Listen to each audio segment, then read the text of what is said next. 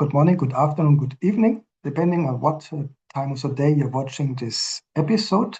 My name is Patrick Henz, and I have the pleasure to welcome you to another episode of Data-Driven Formula One. If you're following us for a longer time, you know we always recommend books and going to museums if possible. About the second is today's episode, maybe the Formula One Museum, the best museum you never have heard of, the Michael Schumacher Collection in Cologne, Cologne, Germany. So welcome to today's episode. It's really not about the person because it's about the museum. Nevertheless, a short profile. Michael Schumacher is a German former racing driver who competed in Formula One from 1991 to 2006, made a stop, focused on motorcycling, and returned briefly from 2010 to 12 driving for Mercedes-Benz. Schumacher won a record-setting 7 Formula One World Drivers' Championship titles. With this, he's tied up until today with Lewis Hamilton, and at the time of his retirement, held the records of most wins: 91, 68 pole positions, 155 podium finishes, and he maintains the record for the most fastest laps, 77. Born 1969 in Hürth, North Rhine-Westphalia, it was Western Germany. Hürth is around 30 to 40 minutes from Aachen, my hometown, and around 30 minutes from Cologne, Cologne, where we have the museum. He drove for Jordan, Benetton, Ferrari, and Mercedes, 306 entries, and as said, 7 championships. When we speak about the museum, let's also mention his manager, Willi Friedrich Weber. He was a former racing manager, of course, mostly working for Michael Schumacher until 2012.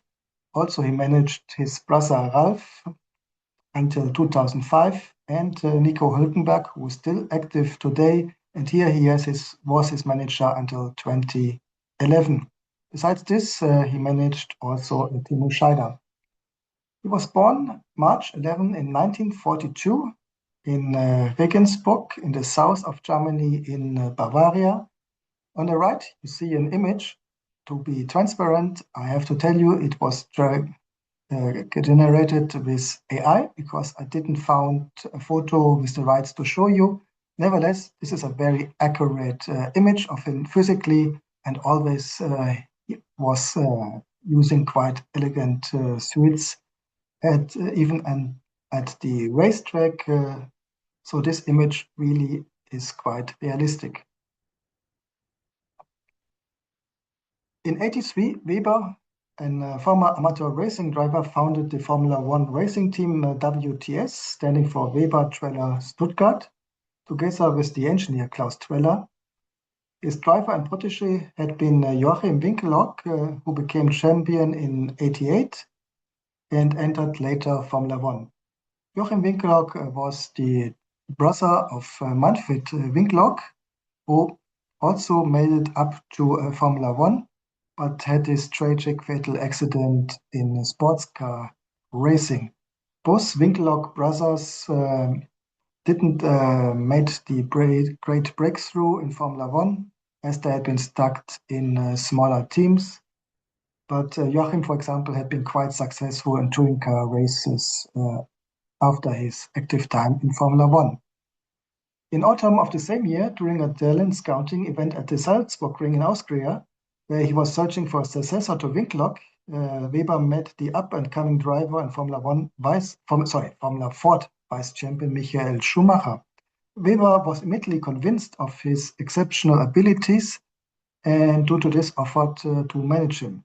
He hired Schumacher as a driver for his Formula 3 team, even though Schumacher brought no financial resources with him. As you may know, Schumacher didn't come from a rich family. Quite famously, in his karting time, he used the tires which the other drivers already put in the trash can. And even with that, beat them.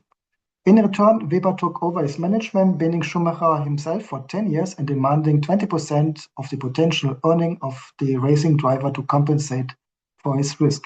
Due to this, he was later also known as Mr. 20%. Why we're speaking about Willy Weber? Because he really was a great manager. I don't know if it was directly his idea, but Michael Schumacher had all his franchise labeled as Michael Schumacher Collection and having a continuous numbering here, as you see on the photo, and also the car I'm showing you here in the photo. So this is the Ferrari F310B, edition 43, number 33. Quite nice box produced by Minichems. Minichems, company from my hometown, Aachen, which had the license for the various Formula One cars, quite well known at that time. So this has been the Michael Schumacher collection, not only cars, caps, t-shirts, whatever you can imagine with the Formula, this Michael Schumacher logo had been part of the Michael Schumacher collection. And quite aligned with this, the museum is called Michael Schumacher Private Collection. Quite funny, you see the Formula One cars here on the video. They are like in big boxes, very similar to the mini Chems at that time.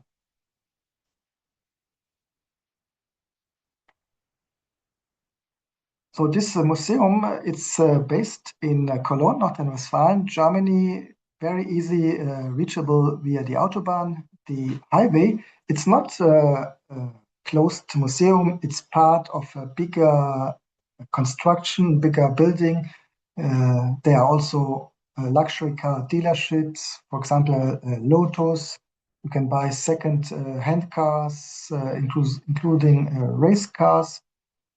You have, of course, a restaurant themed to the famous brands. So it's a big complex, and the best for you is completely for free to go there. You find here 12 Formula One cars from Michael Schumacher, more than 20 original helmets, and more than 40 of his original trophies, besides other interesting items, as you see, for example, here, a part of his race car, which he received signed by the whole team in after winning the 2002 championship. So a lot of this interesting stuff you also find here in the museum, again, completely free to visit.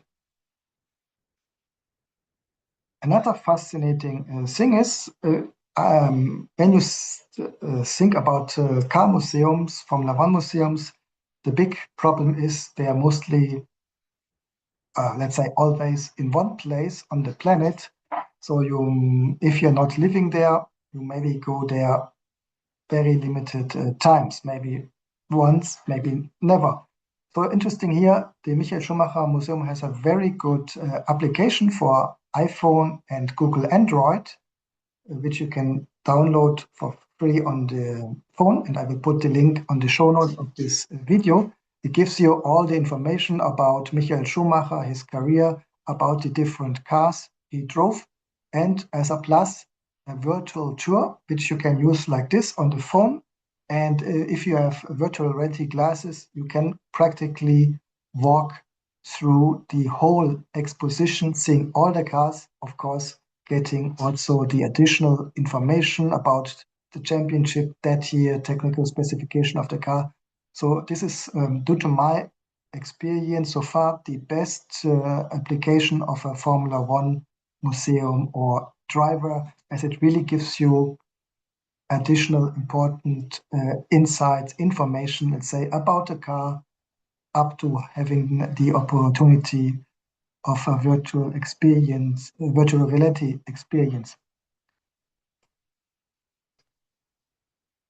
Something which you can use before you go into the museum for your preparation, you know what to expect, or also to, let's say, at least virtually repeat your experience after being there in person.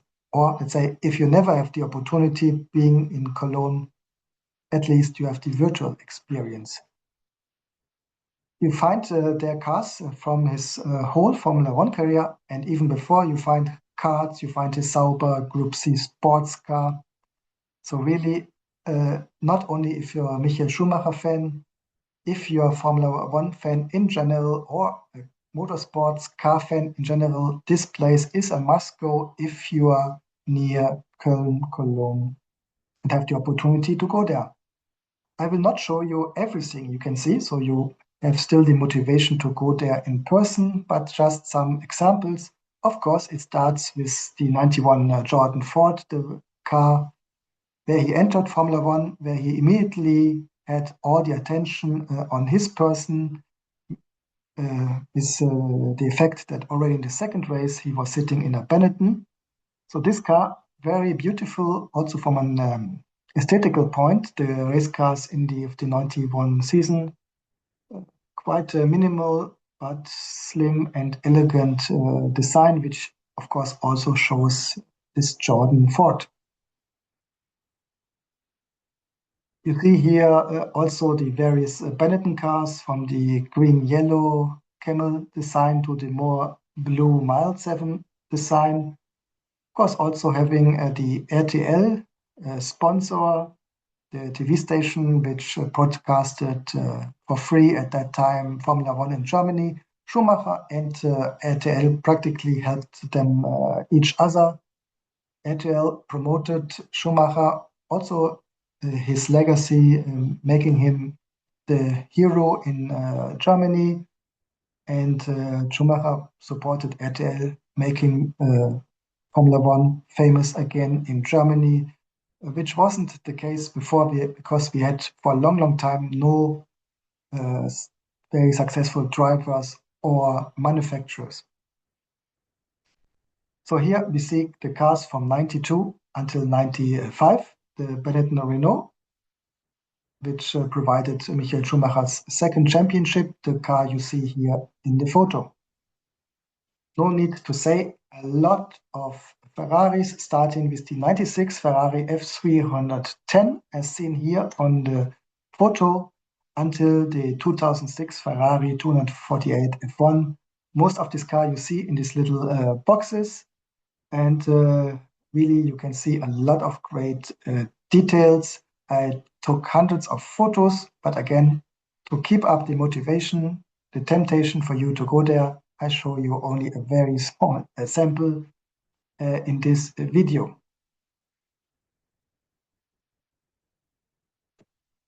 After Ferrari, you also see, of course, his Mercedes Formula One cars, as the 2011 Mercedes MP426.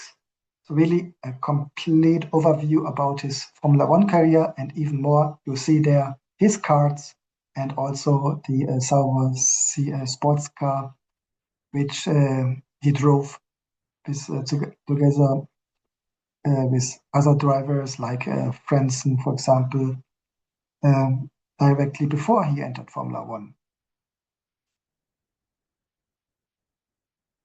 That's about the museum. Again, sums up one of the best Formula One museums I had the pleasure to visit. A must go if you are near Köln. Mentioned in the beginning, we always also recommend books. I have one about Michael Schumacher. In fact, it is written, or at least co-written, by Michael Schumacher, speaking about his philosophy, about his career, family life, etc. Very interesting, because as you may remember, Schumacher, even if he was a lot on TV, on the media, he was a very private person, so didn't spoke that much about his private life, which nevertheless he included in all this book. The luck I have is it's even signed by him. It's nice. It doesn't make it that much more expensive, because Michael Schumacher was supporting very much his fans, so all his life he signed and signed and signed and signed books, cars, franchise, whatever, autogram cards, of course. So there are hundreds and hundreds signed Michael Schumacher stuff out there.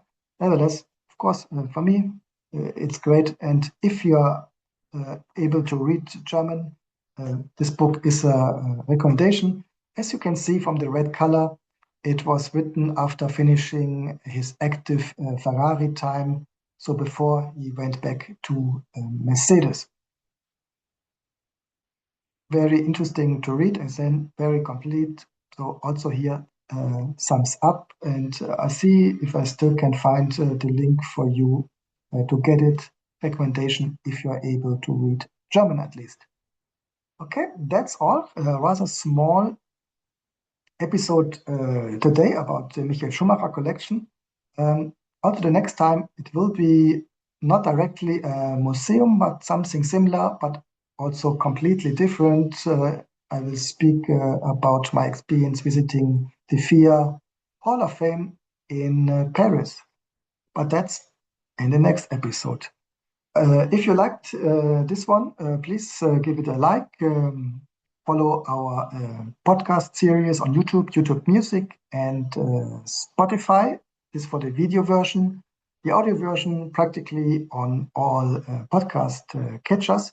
If you're in music, my recommendation: the data-driven F1 mixtape, music songs directly inspired by Formula One and inspired by the various drivers. So check it out on Spotify. But really, that's all, folks. See you the next time. Bye bye.